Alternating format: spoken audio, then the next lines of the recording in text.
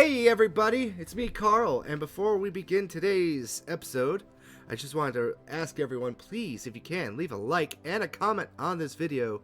It really helps the channel grow, a small sacrifice to the algorithm gods. And with that, let's get down to it. Well, I gotta say this much, we got an extra long video today for the Steelbook Collection. As you can see by the title, all dedicated to Star Wars Steelbooks. That's right, I have an amazing collection of Star Wars Steelbooks that I'd like to share with you today.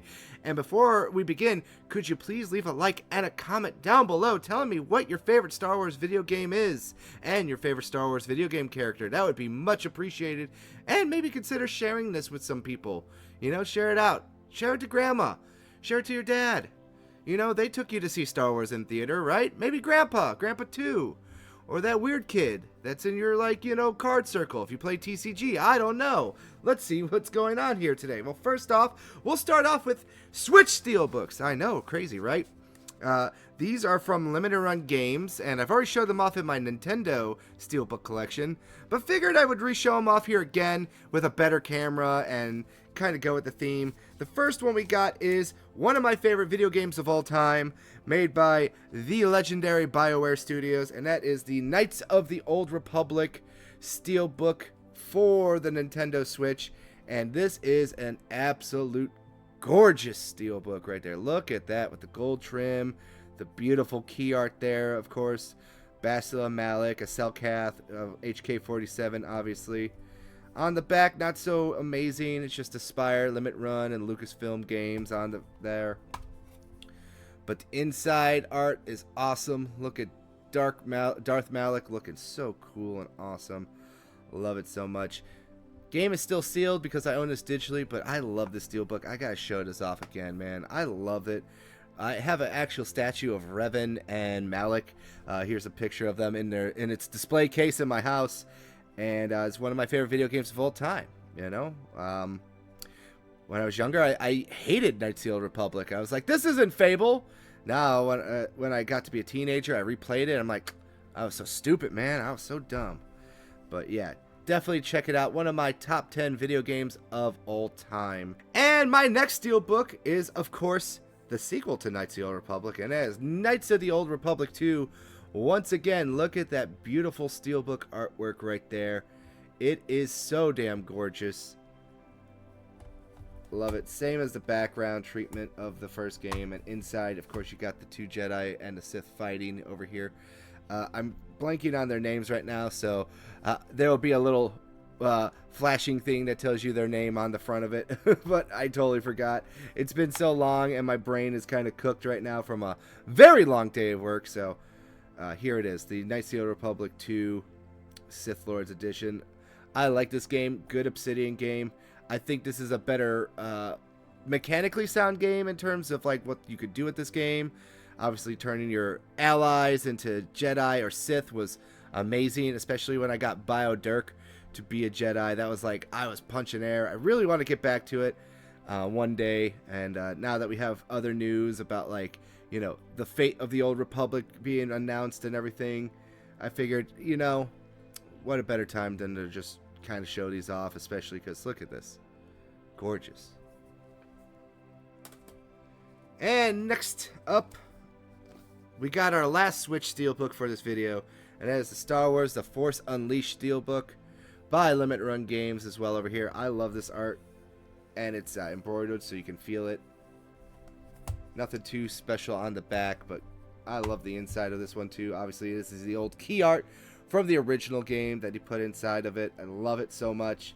And once again, like I said, all these games are still sealed because I kind of own them digitally. These are pure collection pieces, and I love to show them off. I wish I could get these all framed and hung, but, you know, I don't have the space to do that in my house. But here it is right here for you to enjoy. And speaking of Star Wars The Force Unleashed, we have the Ultimate Sith Edition for the 360, and it was also on PS3. And this is really cool. They got the actual background thing like just printed on the Steelbooks. No slipcover and everything else. But the sad part is, as you can kind of see, some wear and tear with that being the case and not being on, you know, a separate art, but I love this thing. This is when I think Steelbooks were like really well done. And another thing too about the Sith edition is that they came with these like random cards over here. As you can see, this is Mara's Brood, and this is 7 of 10. Now, there were other cards that came with this collector's edition too, like Darth Maul, the Emperor Palpatine, Darth Vader, and of course Starkiller in many of his different forms. In fact, this one right here is one of the cards. This one right here is one of the cards, and even this one right here is one of the cards. Like they kind of had special things. Like all the Sith, his different Sith apprentice forms, got a special card for it as well. So, right here on screen, you'll see like a picture of them all laid out, so you can see what they look like. But apparently the Darth Maul is the most expensive one. I've seen these ones go for an average about like $6 to $7. But the Darth Maul one I've seen go as high as like $100 on a bad day. Maybe we'll collect them and get them framed, but you know, I think I got the good one. You know, she's got a lot of plot. So, you know, wink, wink, none judge. And that is, of course, the Ultimate Sith edition of The Force Unleashed. Looks really cool. I like this so much. Now, the next one I got, obviously, is the follow-up to that game. And that is The Force Unleashed 2 with Starkiller over here with his patented 2 lightsabers. And Darth Vader on the back there. There's how it looks all spread out. Looks really damn cool. Now, this one did come with a slipcover, but I bought this used because I didn't even know this game had a Steelbook edition. And I didn't get the, you know, obviously the slip cover. That's what I meant to say. And on the inside, of course, you got Starkiller and Darth Vader in the reverse. Never played this game. Played the first one, loved it. Never played the second one because everyone told me it was terrible. But now I got it, so I think it's about time I rectify that mistake. What do you guys think? Let me know down in the comments. Was this game horrible as they say it was? I don't know. All I do know is that I have a funny story with this one. And that is the Old Republic Collector's Edition. This is, of course, the PC MMO game made by BioWare Austin. Not well received. And this one also came with a statue. And it was a 3-disc set. And I believe it came with another, you know, DVD or something here too. I can't remember off the top of my head. Here's a picture of the full collector's edition right on screen right now. And the funny part is, I actually bought this game. And I was so hyped for it. I couldn't wait. And then when I brought it home and to install it, my PC didn't run it properly. So I wasted all that money on the original one. This I bought after the fact because I didn't know it came with a collector's edition. And I played this game for maybe like a grand total of like 20 hours. It's just not for me. I hate MMOs. There's no ifs, ands, or buts about it. I just hate MMOs. And this one in particular, even though I've watched so many videos about like all the companion choices and the story and stuff, well, I think it's still good story. It just sucks that it's an MMO. It's just not for me. Alrighty, next up we got a few Steelbooks that were also from Limited Run. Now these were all PC Steelbooks, and all their physical copies are still kind of sealed away. But first off, we got Dark Forces, the original one back in the day. This is the PC version of it, so there is no disc inside of this one because it's still sealed. Obviously, you got the good old key art from the original game on the inside as well as the outside over here. This game did get a remaster just recently for all the modern consoles and, of course, PC. So now you can play this, you know, pretty simply any way you can. It is kind of like a Doom clone out there, but it's not the same, you know. And this is, I think, the first entry into the storyline of Kyle Katarn as well. And speaking of the first entry, we got the second entry here too. We'll follow up really quickly. And that is Jedi Knight Dark Forces 2, which is the sequel to, obviously, Dark Forces. And I love this Steelbook. Look at that key art. It is so cool. I love it so much. This is the one I have not played because there is no easy way for me to play this unless it's on PC. And even then, I have problems running it on my PC. This one definitely needs to get a remaster, a port, or something because it's the only one that's trapped. And I hear this one's really good, especially with all the DLC content that they had for it. And I got to check it out one day, you know? And I love this Steelbook, like I said. Very beautiful black and silver with the purple and the yellows. It looks gorgeous. I think this is one of my favorite Steelbooks in my collection, to be honest with you. Also for PC, so that's why there's no disc. Now this one does have a disc for it, and it's one of my favorite games that I actually first played on PC, and actually played it like a couple years ago. Again, recently, still holds up.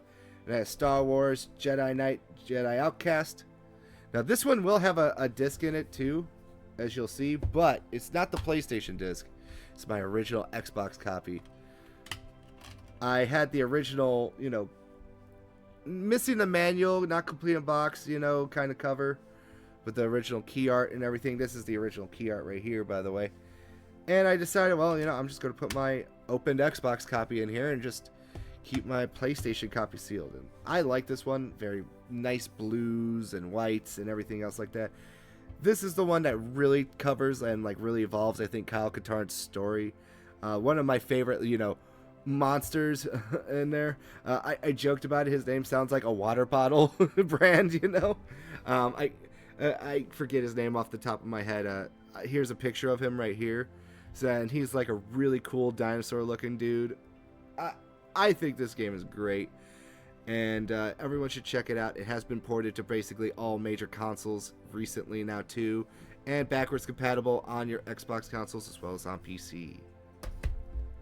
Next up, we got the last one in this 4-pack of games, and this one is a game that I played a lot as a kid for my original Xbox back in the day.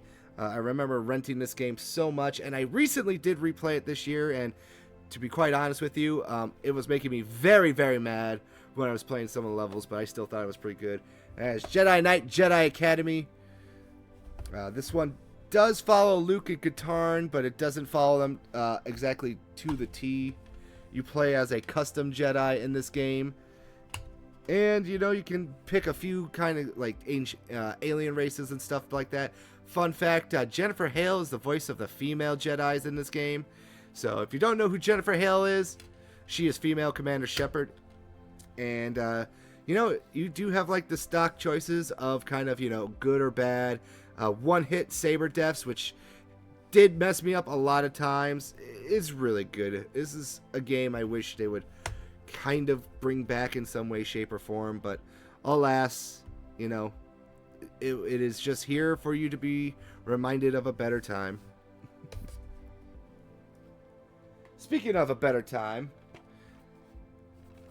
this one is one of my favorite first-person shooters of all time on the original Xbox, and that is the Republic Commando game, where you follow the commando forces of the Clone Wars through some awesome missions. They basically were like just the spec op units in that game. Totally cool. Steelbook, not really too great on the inside, but like I said, this is my original Xbox copy that I had from back in the day, so I put it in here, and I kept the PlayStation copy sealed. Got your old school registration card over here as well. Yeah, a little questionnaire too and everything. Look at that. So cool. Such a great game. Highly recommend checking it out if you haven't. Next up, what I consider to be one of the best racing games of all time, and one of the most amazing Nintendo 64 exclusives of all time, and it got ported to all modern consoles, and it still holds up really well, and that is Star Wars Episode 1 Racer, and this was the pod racing game. Now, this game is absolutely amazing and awesome. And even on the inside too. One of the best things to spawn from Episode 1 was the pod racing lore. And you can play as all the cool characters like, you know, Saboba and Anakin and all that other stuff. And you have all these crazy tracks in that. This game felt like something I've never played before on the original N64. And even today when I'm playing on Xbox or PlayStation or even the Nintendo Switch for that matter, the transition of that works really well. Now, a lot of those team members worked on the arcade port as well, from the arcade pod racer to the Dreamcast, because the Dreamcast did get a copy of this game much later. And then those devs went on to make the awesome F-Zero game. Because the one thing I kept saying was like, this game reminds me so much of F-Zero. And then my buddy Jason pointed out that a lot of those devs worked on the F-Zero port, or the F-Zero GameCube game, once they were done porting this game and working for Sega. Which makes sense, because Sega made that F-Zero game for the GameCube, and it's so awesome. Come on, Nintendo, bring it back, or bring this one back better. You know, we got that stupid, you know, other racer game that's coming out, Speeders. I don't remember. They just announced it, and while it could be good, I just want this. Just bring back pod racing, damn it. This is pod racing. That's what I want. Now, they did bring back pod racing, and unfortunately, it was with a really bad version of that, and that's Star Wars Racer Revenge. I have never played this game. I need to check it out one day. I do think that this is not a bad Steelbook by any measure of the imagination. It does kind of give me like Transformers Bumblebee kind of vibes and stuff like that. And they did port it to the PS4, which is, I believe, what I got from Limited Run. This is a Limited Run Steelbook, so I think this is the actual game that came with that, to be honest with you. The inside of it's pretty cool. It just shows a nice pod racer broke down. It looks like Anakin's pod racer a little bit. I think it's Anakin's pod racer. In fact, it is, I think. Yeah. Let's see. For comparison. It looks like it. But this one I never played. Everyone tells me this one's really bad and a gigantic downgrade from the original one. So I will have to check it out at some point. Maybe next year. Let me know down in the comments below. Is this game as bad as people say it is? I'm curious. And this game never got ported to other systems. I think it was just trapped on PlayStation, which I think is weird. Alright, we got only 2 more Steelbooks left for us to check out here today. The first one, this was a pre-order bonus for EU people. And that was the Jedi Fallen Order Steelbook. And this is the one that was only in the EU. Obviously, you got young Cal Kestis here and BB-8 on the other side. I think this is an absolutely gorgeous Steelbook. Got the little Disney logo there. I know that's deaf to a lot of people now, but hey, look. This game was great. This game was fun. I do like a lot of the Rebels lore. I know that there's like some split amongst people about the Rebels lore. If it's good, if it's bad. But I played this game when it came out back in the day. I bought it day one. I'm not a huge fan of the combat because I am not a Souls-like fan. I heard the second game is really good, but I haven't had time to play it yet. I kind of started it and just kind of stopped. Because I don't know. I'm not a fan of Souls-like games. And I think they did a real disservice when they made this game have like Souls-like combat. I want something a little bit more fluidy. You know, like one of the things that kind of made me mad, small rant, was I listening to these like game reviewers go like, oh, there's a weight to the lightsaber, weight in the combat. I'm like, it's a lightsaber.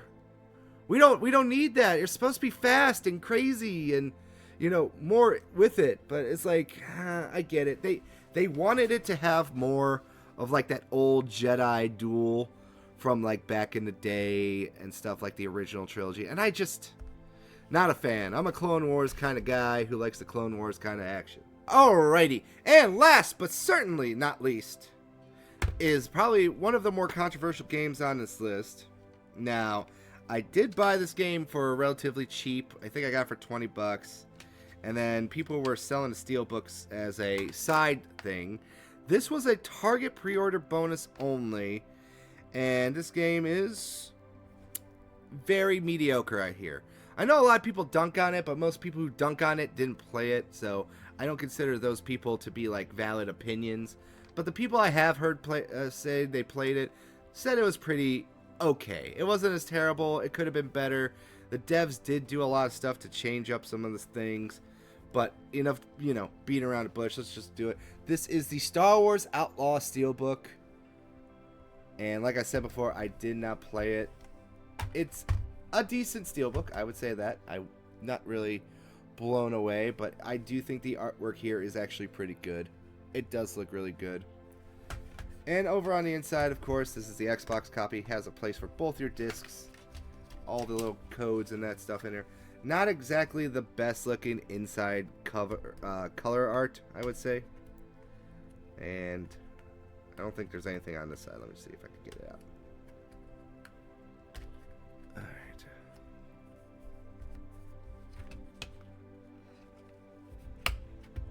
Yeah, there you go. There's the full picture of it right there. It's okay. It's generic. This like you could if you didn't know this was Star Wars, you would think maybe Blade Runner or something like that, you know? But can't wait to check this game out and kind of form my own opinion with it. It is kind of nice not to play as a Star Wars, like, you know, Jedi or something like that. So I'm curious to see how this story is at the end of the day. Massive Entertainment. I believe they also did the Division games. I think they also did. So I trust that the combat, at least in this game, is pretty good. And with that being said, this is the last of all my Star Wars Steelbooks. Let me know down in the comments below, which one was your favorite Steelbook? Have you played any of these games? Do you agree with my assessments? Do you also, like me, need to play Dark Forces 2? Do you want Dark Forces 2 ported? I know I do. But yeah, that will do it. I do appreciate everyone for stopping by. Until next time, everyone, have a great one. Stay sexy, stay safe, and stay awesome. Goodbye.